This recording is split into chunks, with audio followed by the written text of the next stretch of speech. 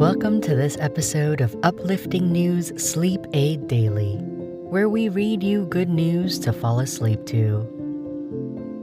Today is Sunday, April 12th, 2020. Our uplifting stories include a Utah nursery that gives away thousands of flowers due to lack of sales from COVID-19. Virginia is the first southern state to provide sweeping anti-discrimination protections for LGBTQ people. And Canadian high school students who set up a positive hotline for seniors. Now, breathe in. Breathe out. And relax as we dive into these stories.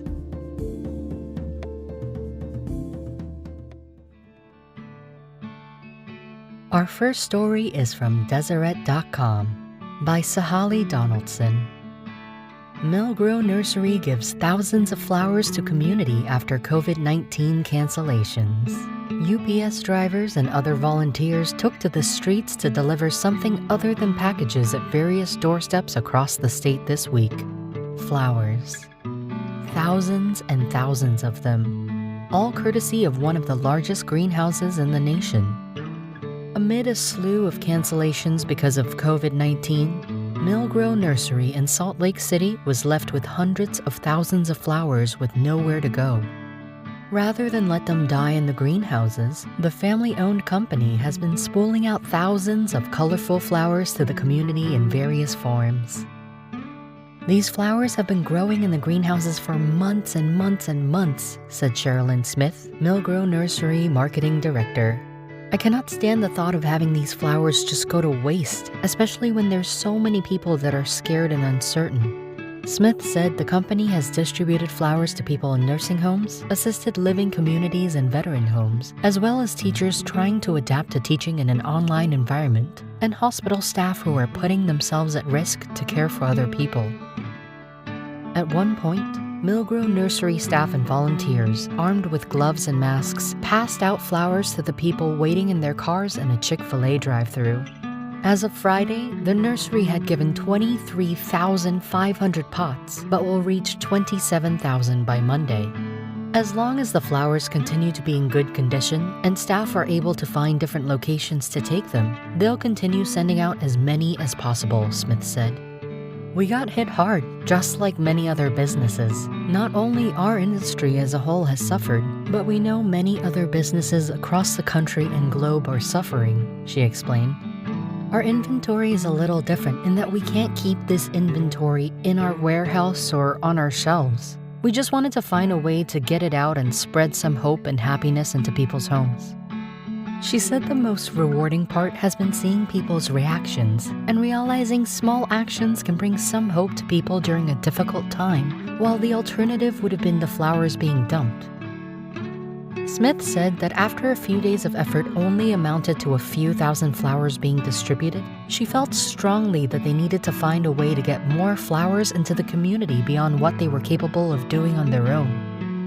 Her husband works with UPS, so they arranged for drivers to make the deliveries while following their routes across the state. Drivers going out of the Salt Lake UPS hub carted the flowers to their various stops throughout the day, as did those out of St. George and in California, where Millgrow Nursery has an additional location. Drivers left the potted plants on thousands of doorsteps as they carried out their routes, complete with a note encouraging recipients to grow together as a community. I feel like there is always a silver lining in unfortunate situations, and this has just been a wonderful silver lining for us to be able to come together as a family and neighbors and community to just pull together, Smith said. Chanel Tingy, who is helping deliver the flowers in Utah Valley with her family, said her husband and 10-year-old son made the lengthy trip to Millgrow Nursery to load up their trailer with 2,400 flower pots. Tingy's husband took the flowers to hospital staff while she and her kids are dropping them off at various doorsteps.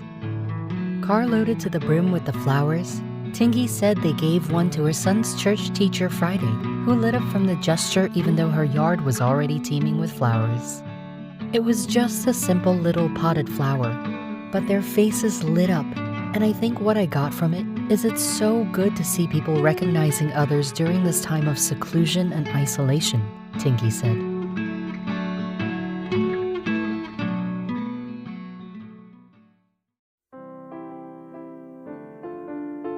This podcast is hosted on Anchor.fm. If you haven't heard about Anchor, it's the easiest way to make a podcast. It's free. There's creation tools to allow you to record and edit your podcast right from your phone or computer. Anchor will distribute the podcast for you so it can be heard on Spotify, Apple Podcasts, and many more. It's everything you need to make a podcast in one place. Download the free Anchor app or go to Anchor.fm to get started.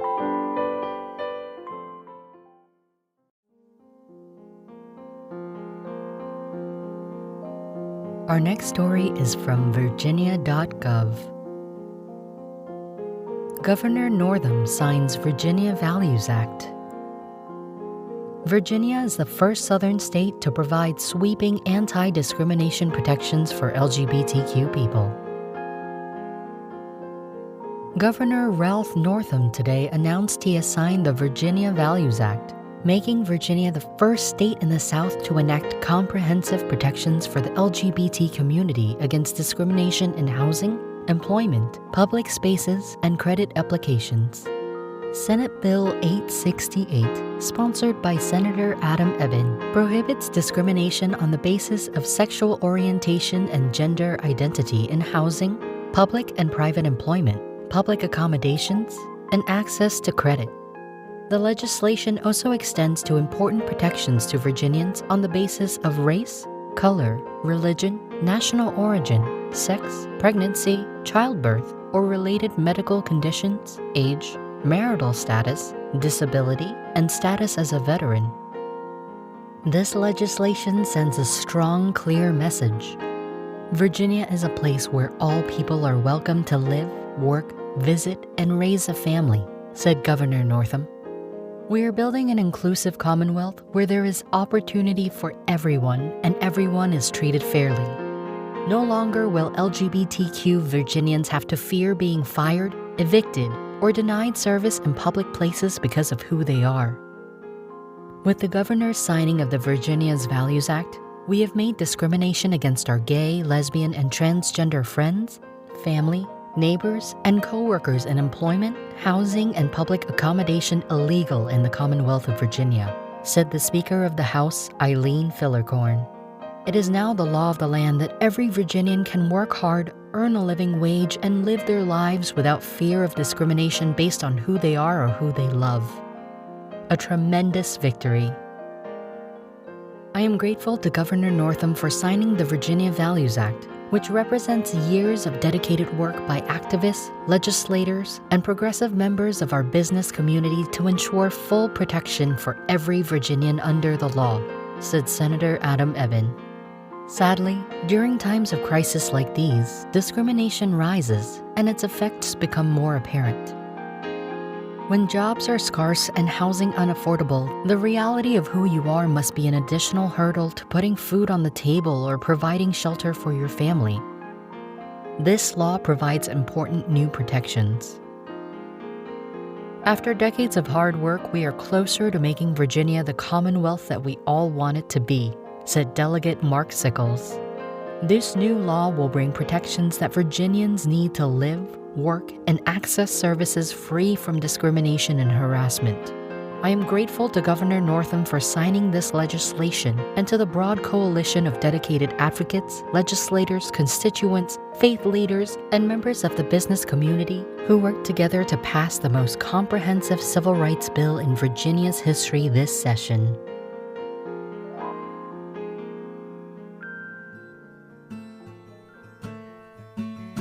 Our last story is from CBC News. Calgary High School students launch positive message hotline for seniors. A group of Calgary high schoolers has launched a free positive message hotline for seniors in self-isolation.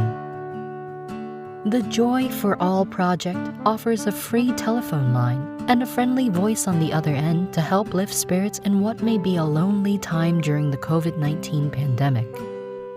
The hotline, available by calling 1-877-JOY-4-ALL, offers pre-recorded jokes, stories, motivational passages, and poems. It launched on Friday.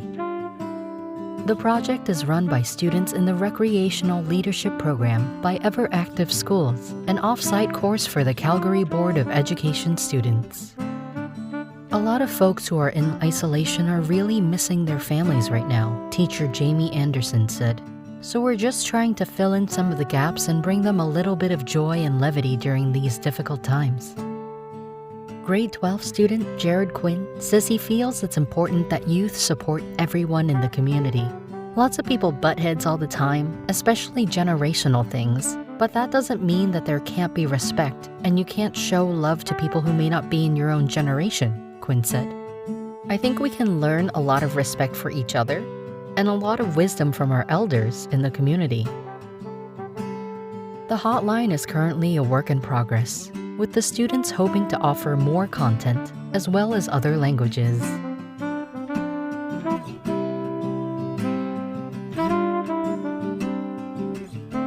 That's it for tonight.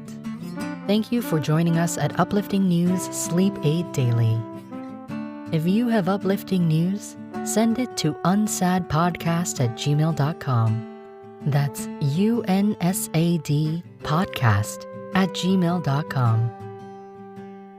Stay safe and stay inside.